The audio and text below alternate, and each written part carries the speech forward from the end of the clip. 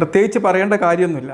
വളരെ നിഷ്കളങ്ക ഭാവത്തിൽ മെഡിക്കൽ ഇൻഫർമേഷനെ ഏറ്റവും സാധാരണക്കാർക്ക് മനസ്സിലാവുന്ന രീതിയിൽ പറഞ്ഞ് പ്രതിഫലിപ്പിക്കുന്ന ഒരു മഹാപ്രതിഭ.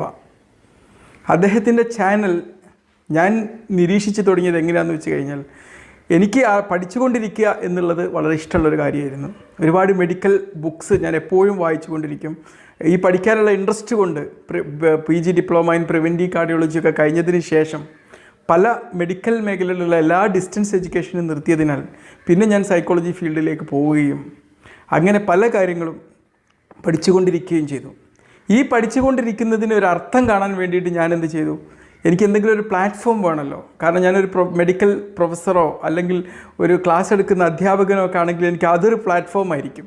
പക്ഷേ ഇത് പ്രതിഫലിക്കാൻ ഒരു പ്ലാറ്റ്ഫോം ഇല്ലാത്തടത്തോളം കാലം ഈ അറിവ് നേടുന്നതിന് വല്ലാത്തൊരു മൂല്യം ഉണ്ടാവില്ല എന്നുള്ളൊരു വിശ്വാസം എൻ്റെ തലയിലുണ്ടായിരുന്നു.